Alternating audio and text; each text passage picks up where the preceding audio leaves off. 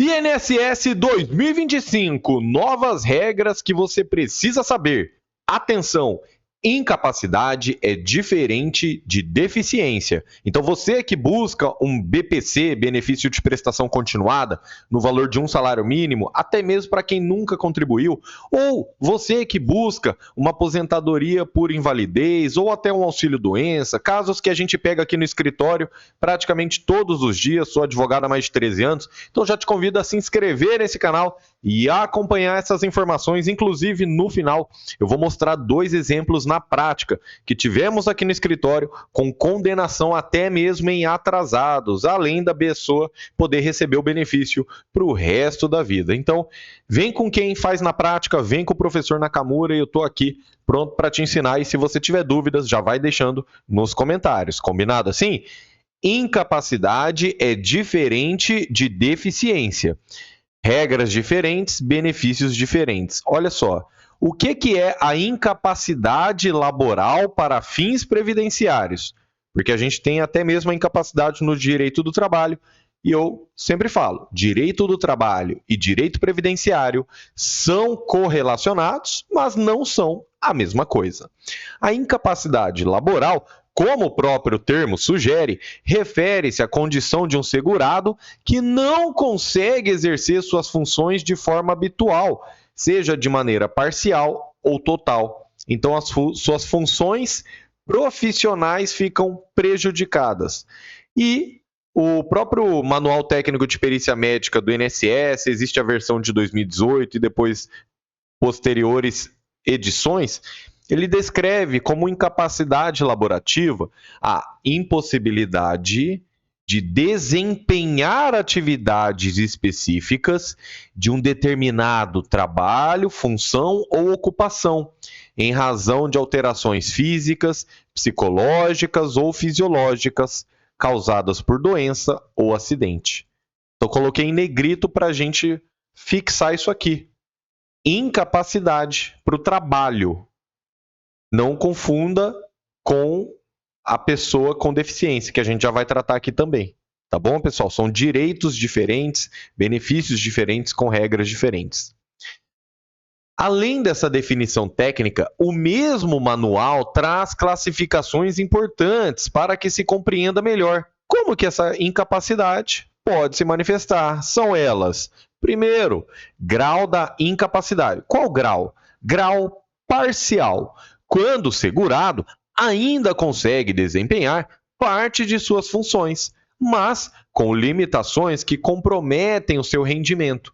Por exemplo, um pedreiro que sofre uma lesão no joelho e, embora ainda consiga trabalhar, não consegue manter o mesmo ritmo ou realizar tarefas mais pesadas, como subir em andaimes ou carregar materiais pesados, sem risco de agravar o seu quadro. Essa é a incapacidade parcial. Você até consegue trabalhar, mas fica prejudicado. Já a incapacidade total é quando você está completamente impedido de realizar as atividades do seu cargo ou profissão. Por exemplo, um motorista profissional que perde a visão ou perde a coordenação motora. Isso impossibilita totalmente a condução de veículos. Então, veja bem, a incapacidade pode ser parcial ou total, e não necessariamente a total é sempre definitiva, porque a gente vai ver isso aqui também, né? Agora, em relação à abrangência profissional, incapacidade uniprofissional. A incapacidade limita o segurado para uma profissão específica. Um cirurgião que desenvolve tremores nas mãos, impedindo de realizar cirurgias, mas ele ainda pode atuar como professor em uma faculdade de medicina ou até mesmo um clínico geral.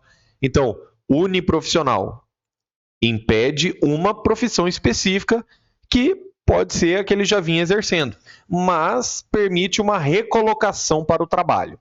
Já a incapacidade multiprofissional, aí o segurado se encontra incapacitado para diversas atividades que exigem habilidades similares. Por exemplo, operador de máquinas, após uma grave lesão na coluna, não pode mais desempenhar qualquer função que exija esforço físico repetitivo.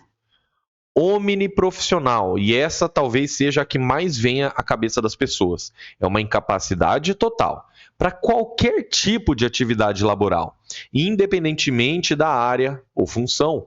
Um caso extremo seria um paciente em estado vegetativo ou fase terminal de uma doença grave. Qualquer atividade de trabalho essa pessoa estará impedida.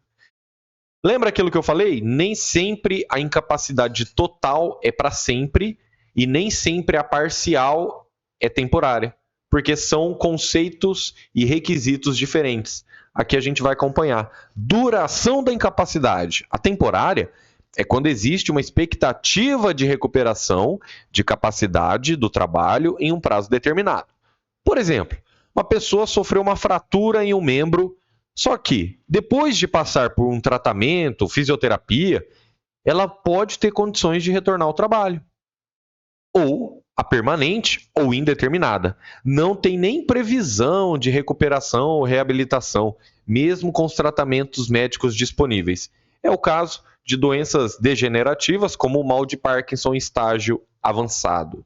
Nesses casos de incapacidade considerada permanente, o INSS costuma adotar o termo invalidez, significando que o segurado não possui condições de retorno ao mercado de trabalho em nenhuma função, o que justifica a concessão da aposentadoria por invalidez. Então, muita gente, né, eu tenho certeza que essas informações já tiram as dúvidas da maioria das pessoas, que confundiam uma incapacidade. Mas ela é para sempre, ela é total? Não. Percebeu que são requisitos diferentes? Só que agora vem o ouro da Bahia. A visão adotada pelo INSS muitas vezes é bastante objetiva e restrita, deixando de considerar outros elementos relevantes. Por isso que a doutrina, que são os livros, os estudos teóricos, e a jurisprudência previdenciária, que são as decisões na prática. O que os tribunais vêm decidindo? E eles vêm ampliando o conceito, defendendo uma análise que leve em conta também fatores sociais, ambientais e pessoais que impactam a real condição do trabalhador, como veremos a seguir. Então, qual que é a importância da avaliação das condições pessoais do segurado? Por isso que cada caso é um caso. Aqui no nosso escritório a gente trata com muito carinho e atenção. A gente faz a consulta por videochamada, se preferir um atendimento presencial no nosso escritório da Avenida Paulista. Por quê, pessoal? Porque é importante você individualizar a sua incapacidade ou a sua deficiência. Não dá para colocar todo mundo na mesma cesta e fazer pedidos em massa. Sabe aquele advogado que usa uma petição inicial para todo mundo? Não dá para fazer isso, principalmente nos casos de incapacidade ou deficiência, seja para um BPC, seja para um auxílio do INSS. Então, segundo a Organização Mundial da Saúde, incapacidade é definida como qualquer redução ou ausência da capacidade de realizar atividades consideradas normais para o ser humano, seja por causa de uma deficiência física, mental ou sensorial. Então aqui a gente já entra mais no campo da deficiência, tá certo, pessoal? Pessoal, então, uma coisa foi a incapacidade laboral, incapacidade para o trabalho. Aqui uma incapacidade nas questões da vida mesmo. E aqui é a Organização Mundial da Saúde, não é a Organização Internacional do Trabalho. Então, por isso que são coisas diferentes que podem até se relacionar. Vamos ver isso aqui. Para que se avalie se essa forma de limitação realmente afeta a capacidade do trabalhador, é fundamental analisar o tipo de atividade profissional desempenhada por ele. Então, não se pode comparar exigências físicas e cognitivas de um pedreiro que trabalha com esforço físico intenso com um atendente de telemarketing que trabalha sentado e utiliza fala e audição. Então, percebeu? Cada um precisa de sentidos, né, de capacidades diferentes. Por isso que o juiz ou o perito devem considerar elementos como idade do segurado. Então, um trabalhador mais velho vai ter dificuldade de se recolocar no mercado de trabalho, especialmente em funções com esforço físico. Outra questão, o grau de escolaridade, né? A pessoa que estudou menos ou não estudou, ela vai ter opções de trabalho mais limitadas. Outra questão, experiência profissional. Se o segurado sempre atuou em uma única profissão, sua capacidade de adaptação a novas funções pode ser reduzida. Então, essa análise detalhada pode ser o diferencial entre a concessão de um auxílio-doença temporário e uma aposentadoria por invalidez definitiva, como mostra o julgado da TRF da 4ª Região. Para quem não sabe, pessoal, Tribunal Regional Federal da 4ª Região é da região Sul, Paraná, Santa Catarina e Rio Grande do Sul. Só que essas decisões podem ser trazidas no seu processo para o Brasil inteiro, para a gente mostrar essa jurisprudência. É só um exemplo do que a justiça tem decidido. E eu já adianto para vocês, a justiça não quer saber de rombo da Previdência, não quer saber dessa história de CPI das bets, CPI dos aposentados, CPI não. Ela quer saber do seu direito. Então, se o seu advogado for bom, mostrar o seu direito, conseguir coletar as provas, você vai ter um resultado positivo, mesmo que não me contrate, tá? Escritório do professor Nakamura não é o único escritório de excelência 5 estrelas do Brasil. Existem outros advogados muito bons, tá, pessoal? Eu preciso salientar isso aí. Beleza? Vamos continuar. Olha o que o TRF da 4ª Região decidiu. O segurado, portador de enfermidade que o incapacita definitivamente para múltiplos trabalhos, com sérias dificuldades para a reabilitação, tem direito à concessão de aposentadoria por invalidez. Então, muita gente fica em dúvida. Só que não é só a incapacidade. É se ele consegue se colocar no mercado de trabalho, idade, escolaridade, tudo isso que a gente já trouxe. Então, é imprescindível considerar as condições pessoais da parte segurada. Idade, ausência de instrução, realidade do mercado de trabalho. Que empresa que está contratando alguém com mais de 50 anos? Difícil, né? Difícil. Pode acontecer, mas é difícil. Sob pena de violação à dignidade da pessoa humana. Então, essa posição também é reforçada pela súmula 47 da TNU. Tem advogado que não está estudando súmula da TNU. E eu falo isso para os meus alunos advogados. Estuda a súmula da TNU. Estuda o que a TNU já está entendendo, porque você pode até fundamentar os seus pedidos, né, com base na TNU, Turma Nacional de Uniformização. Ela determina a obrigatoriedade de análise das condições pessoais e sociais do segurado, quando se constata uma incapacidade parcial. Análise da incapacidade do trabalho em casos de HIV. Então, a súmula 78, nesse caso da TNU, diz que é preciso avaliar o contexto social, cultural e psicológico do segurado, considerando o estigma e discriminação. Né? Então, o simples fato de a pessoa ter HIV, mesmo que ela esteja assintomática, sem sintomas, pode gerar exclusão social e dificuldades para se reinserir no trabalho. Então, preconceito, humilhação e afastamento são comuns. Por isso que o TRF da 4ª Região, trago outro julgado, diz que tem direito a benefício por incapacidade a pessoa vivendo com HIV, mesmo que não tenha sintomas. Por quê? Tem um preconceito. Né? Então, esse entendimento amplia a visão tradicional da incapacidade. E deficiência? Ah, professor, eu acho que eu estou entendendo. Por quê? Incapacidade laboral tem a ver com aptidão para o trabalho. Só que deficiência vai além. O conceito abrange qualquer impedimento de longo prazo que limite a participação plena da pessoa na sociedade em igualdade de condições. Então, o Estatuto da Pessoa com Deficiência define assim: impedimento de longo prazo de natureza física, mental, intelectual ou sensorial, que, em interação com barreiras, pode obstruir a participação plena e efetiva na sociedade em igualdade com as demais pessoas. Então, a pessoa com deficiência vai ter uma barreira arquitetônica na arquitetura das coisas, como falta de rampas, elevadores ou banheiros acessíveis. Ela vai ter uma barreira urbanística, calçadas esburacadas, transporte público inadequado. Atitudinais, preconceito, discriminação, exclusão social. Tecnológicas, software, sites ou equipamentos que não sejam adaptados para pessoas com deficiência. E barreiras de comunicação e informação, ausência da linguagem de Libras, legendas ou audiodescrição em serviços públicos e privados. Então, o BPC não exige incapacidade para o trabalho, mas sim impedimentos sociais e funcionais, que prejudiquem a inclusão social da pessoa com deficiência. Então, o BPC ele não está olhando incapacidade para o trabalho como uma aposentadoria por invalidez. Além disso, o BPC não precisa de contribuições para o INSS. A lei brasileira está alinhada com a Convenção Internacional do Direito das Pessoas com Deficiência. E a avaliação da deficiência deve ser feita utilizando a Classificação Internacional de Funcionalidade, Incapacidade e Saúde, a CIF, e também o Índice de Funcionalidade Brasileiro, IFBRA, né, o IFBRA.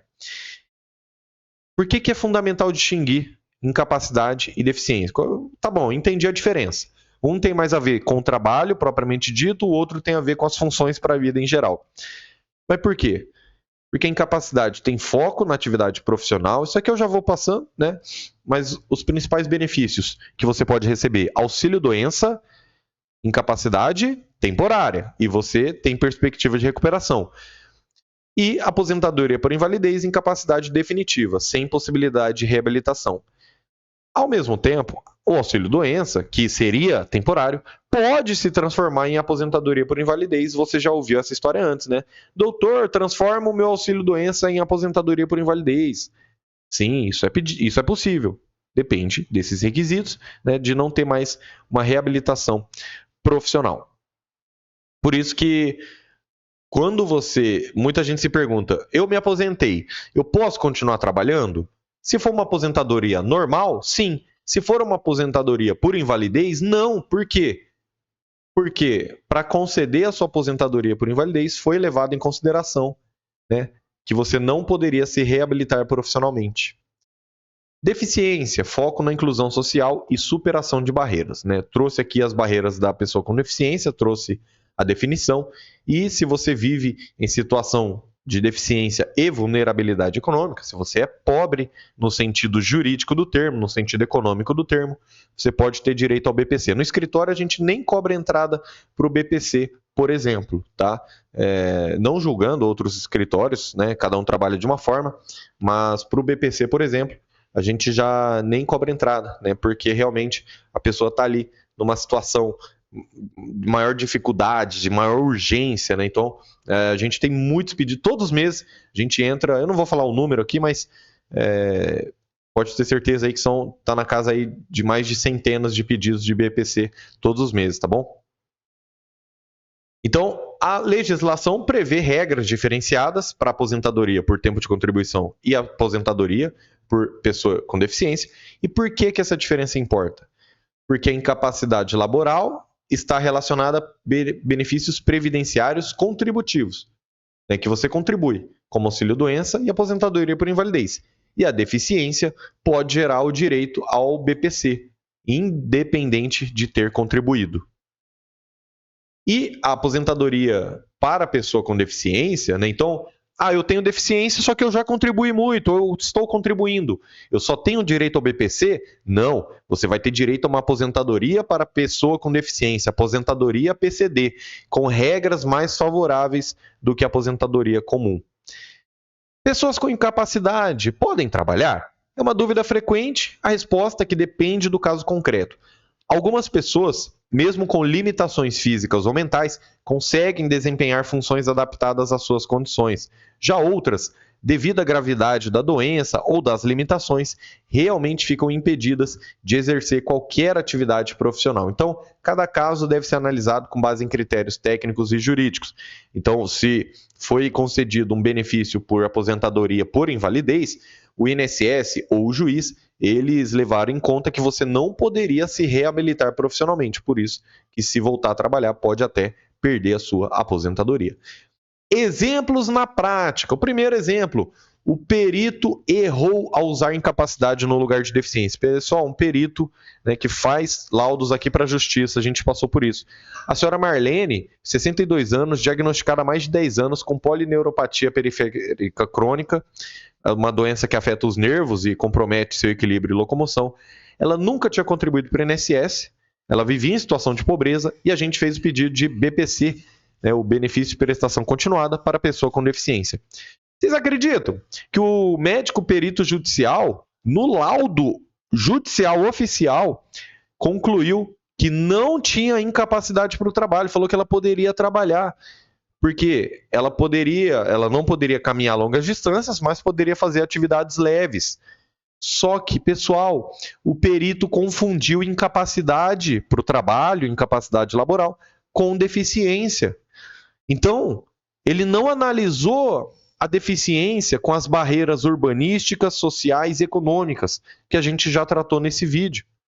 Então, doutor Nakamura, eu mesmo que vos falo, especialista em direito previdenciário, impugnamos o laudo com base na legislação da pessoa com deficiência. É isso mesmo. Fui lá, bati no peito e apresentei uma impugnação ao laudo pericial. Demonstramos que a análise pericial desconsiderou o conceito biopsicossocial da deficiência previsto no Estatuto da Pessoa com Deficiência e na Convenção Internacional da ONU.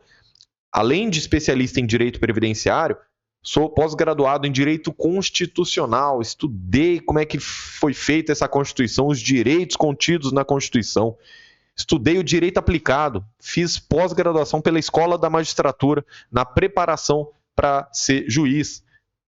Escolhi a carreira da advocacia porque eu vi que eu poderia atingir e ajudar muito mais pessoas.